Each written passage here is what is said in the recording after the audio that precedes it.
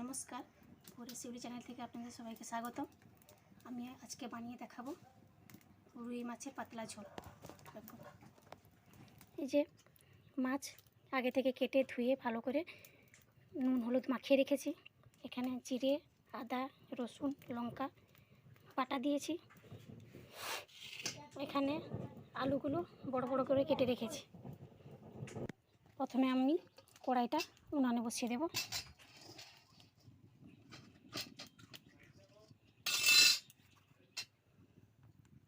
কড়াই গরম হয়ে গেছে, আমি এবার তেল দিয়ে দিব।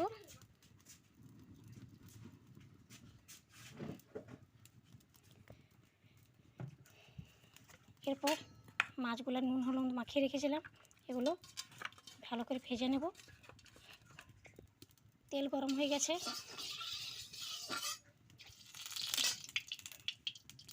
মাছগুলো আমি একে একে ভেজে নেব।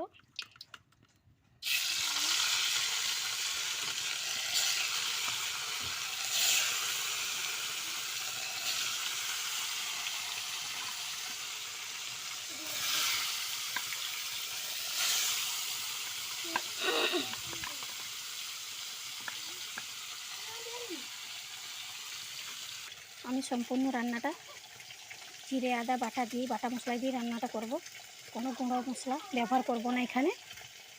এক সাইড হয়ে গেছে, আমি মাছগুলো উল্টে নেব।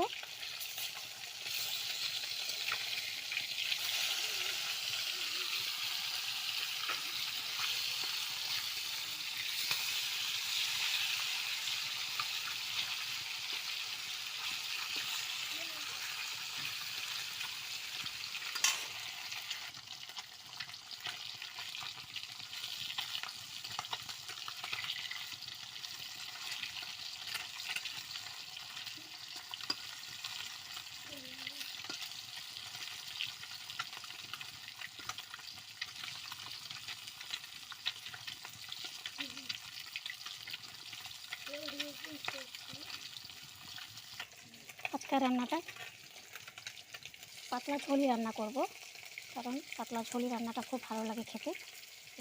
মাছের ঝোল দিয়ে ভাতটা খেতে খুব সুন্দর, খুব ভালো লাগে। মাছ ভাজা হয়ে গেছে, আমি তো মাছ ভাজাগুলো তুলে নেব।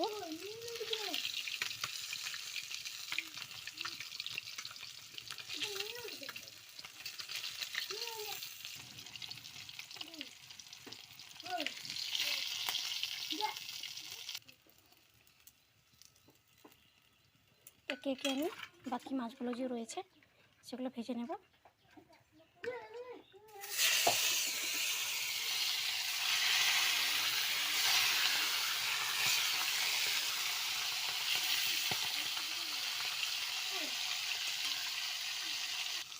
হয়ে গেছে মাছ ভাজাগুলো, এগুলো তুলে নেব একে একে করে।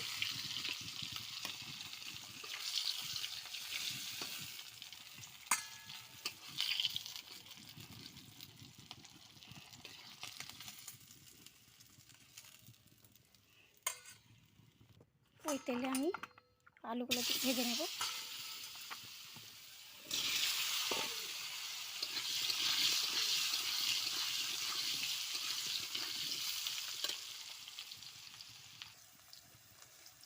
নুন দিয়ে দেবো,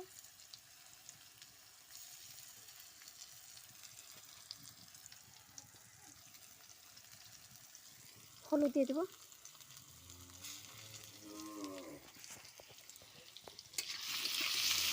ভালো করে ভেজে নেব আলুগুলো।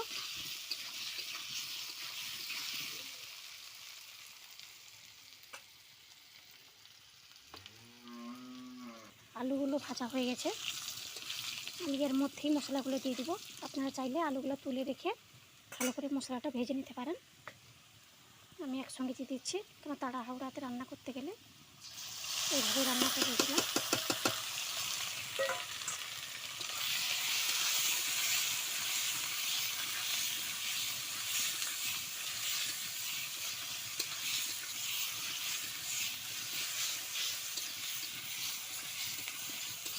ভালো করে কষে নেব। মশলা যে কাঁচা গন্ধটা আছে এখানেই ভালো করে কষতে কষতে কাঁচা গন্ধটাই চলে যাবে।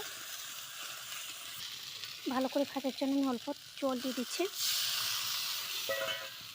আবার নেড়ে নেব যাতে মশলাগুলো ভালো করে ভাজা হয়ে যায়।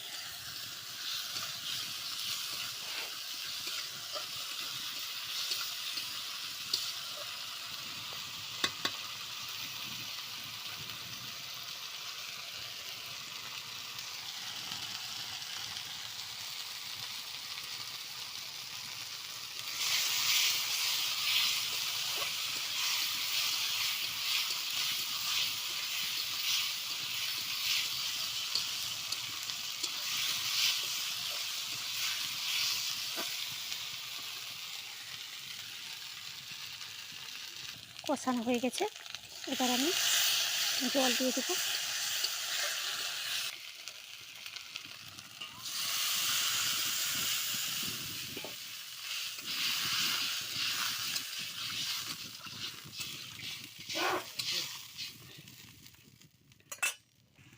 ঝোলটা ফুটে গেলে আমি এবার মাছ ভাজাগুলো দিয়ে দিব। ঝোল ফুটে গেছে, এবার আমি মাছ ভাজাগুলো দিয়ে দিব।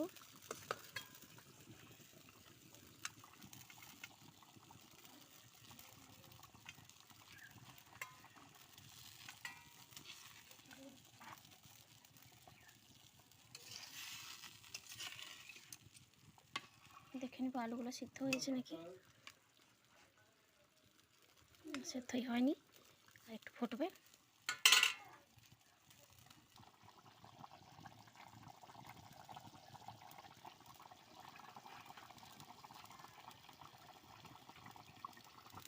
আমি মাছের ঝোলটা একটু স্বাদ আনার জন্য অল্প করে চিনি দিচ্ছি, অল্প দিয়ে দেবো।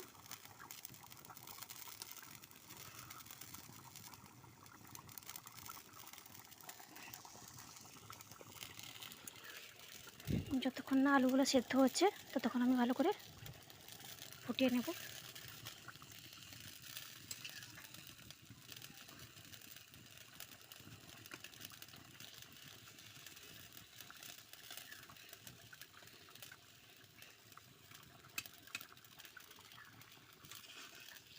হয়নি, আর একটু হবে, দেখে নেব আলুগুলো সেদ্ধ হয়েছে নাকি।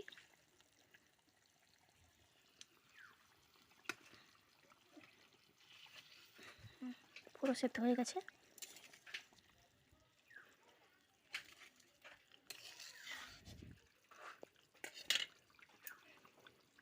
এবার আমি নামিয়ে নেব।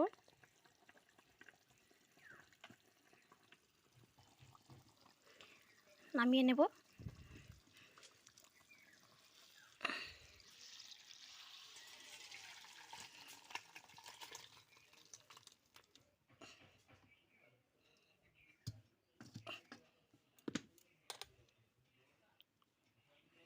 দেখুন ঝোলটা পুরো পারফেক্ট রেডি হয়ে গেছে।